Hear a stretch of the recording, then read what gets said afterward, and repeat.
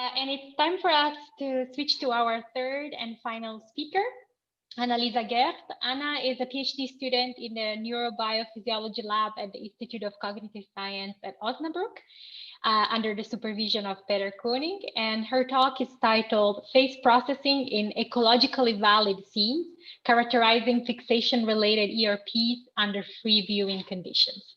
Please, Anna, take it away.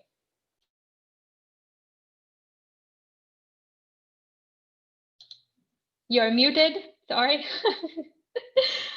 Can you unmute me? Yes, that. We heard you for a second. Yeah, I think that was working. Thank you very much.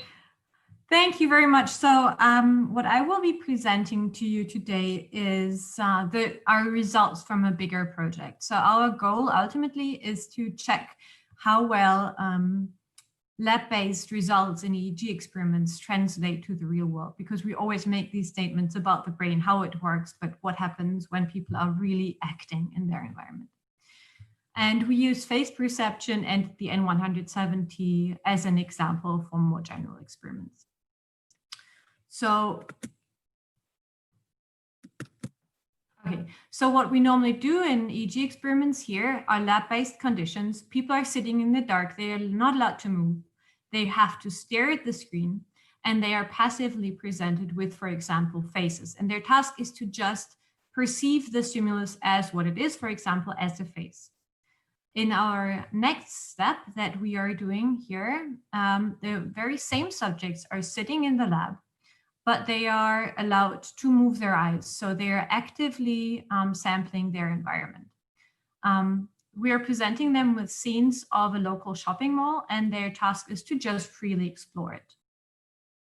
And then in the last step, our ultimate goal is we've got, again, the same subjects, and they are wearing a mobile EEG, they are wearing mobile eye tracking, all the recording equipment is in the backpack, and they are doing a free viewing experiment in that same shopping mall. So they are allowed to go wherever they want, they're allowed to look at whatever they want, and there we've got basically the full natural setup.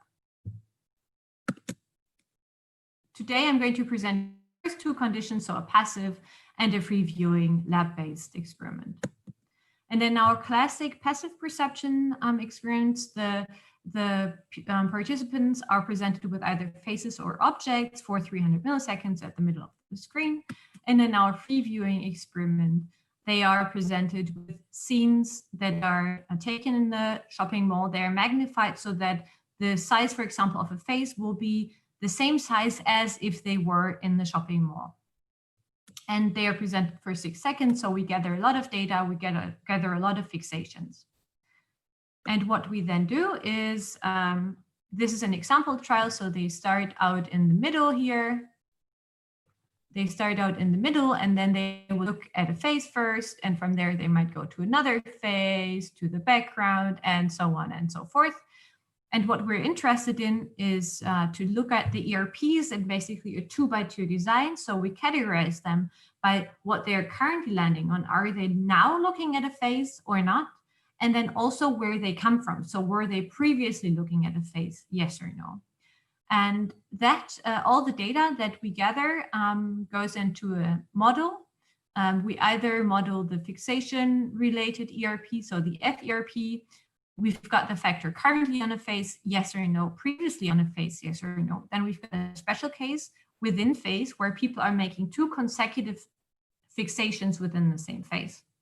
And then we also correct for the X and the Y position of a fixation, but also the saccade amplitude, because we know that these factors will influence our ERP very drastically. And we don't want that because there might be systematic differences between our 4 conditions. And importantly, we also have here this stimulus-driven ERP. So that is what you would normally do in a lab-based experiment. Stimulus comes on, what happens in the brain.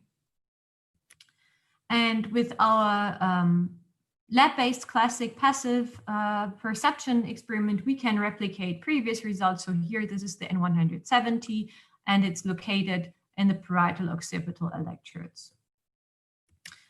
And then when we look at the free viewing data, again here, the same electrodes, we again find a stronger peak when people are looking at a face versus when they're looking at a background. So we can replicate the findings that have been reported for over the last 30 years. Interestingly, these two results correlate.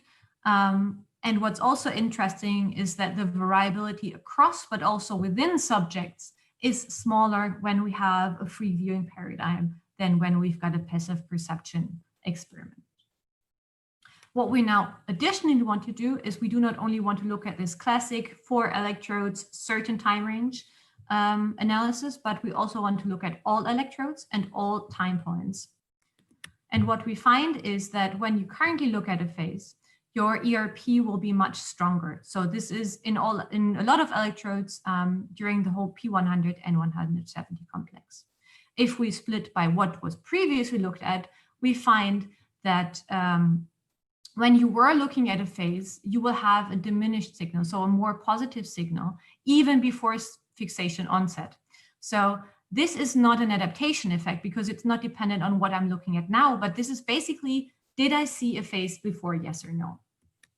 Then if we look at the interaction term, so people are looking from one phase to another phase, I find a weaker N170. When I'm making fixations and saccades within the same phase, I see again before 0, there is a weaker response. And this might be an adaptation effect because I have already been looking at this very phase before.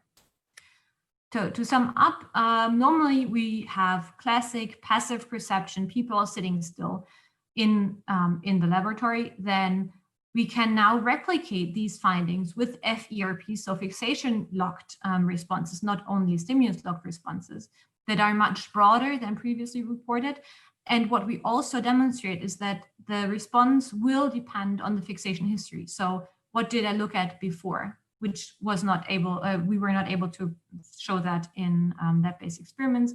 And then also the wild data of people running around in a shopping mall is also currently being analyzed. Thank you very much. Thank you, Anna. Extremely interesting, and I see a lot of questions already coming up, and it's just cool new methods that, of course, we need more clarification, we need more details. So the first question is from Ilya Nundu, and concerning the free viewing experiment.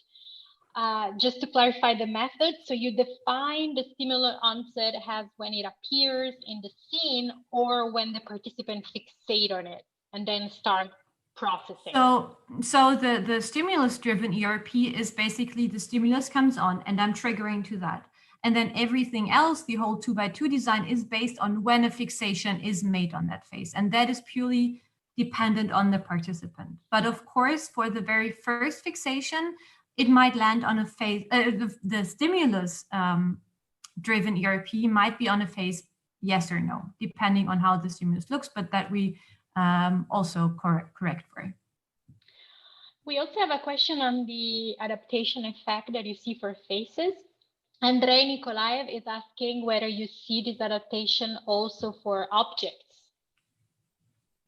fixations and not only faces. So I assume you're talking about this one, the within phase effect, because this one is not adaptation because it's not dependent on what I'm looking at right now. So this one at point 0, I might be looking at a phase or at an object, while this one is purely dependent. I'm coming from a phase and I'm looking at the same phase. And so we know that this is true for faces. Whether we've got the same effect for objects, we don't know because we do not categorize them. Okay. So if you look at the scenes, we have bounding boxes for the faces, which were hand tagged because it's a very tedious task. And we did not, for example, mark every jacket and door and so on. I see. I only have a bit of experience with MEG. Mm-hmm. And I'm constantly worried of movements and all these possible confounds. And I ask my subject to stay still. So I'm just trying to wrap my head around what happens when you have free viewing, or even more so the third condition you only briefly mentioned, people walking around. How do you deal with the noise? And oh God, yeah, yes, very good question. Can I present from here again? Sure. Maybe. So okay, you can see so. we've got our subjects cap eye tracker, but then because we know steps will influence the signal, because of course everything shifts, right? We've got these pressure sensitive insoles that we put into the shoe of our subjects, so there we know when they made steps, so we can correct for that. We develop them ourselves, and they get like a continuous signal, and then we can use that to, for example, subtract independent components from that. And besides that, we're very lucky. So we're using the ENT system, and that is quite stable for example, cable sway. The backpack weighs 12 kilos, and we have regular brakes. We've got some more muscle artifacts, of course, but the signal looks suspiciously good. Yeah, it's very nice. I was so super surprised when I checked out the data. I was very worried, but we only have one subject that looks really bad. Okay, that's really great to know. And are you focusing mostly on face perception, or now you are extending your interest, as you were saying, of objects and categories of objects? I'm mostly interested in face perception right now, because we know this N170, and it's a very clearly defined marker that we can very nicely try to replicate. Yeah, I agree with what Ilya is writing in the chat, that this is very encouraging for the future of cognitive neuroscience, the idea that we can go in the wild and record brain signal while people are actually doing something. Yeah.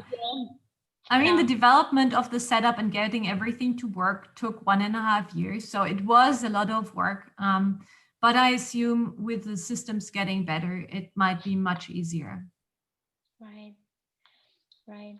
I don't know if the other speakers want to come back on and have some comments. I definitely learned a lot this morning from your 3 talks, and it's really interesting also to see how they fit together, right?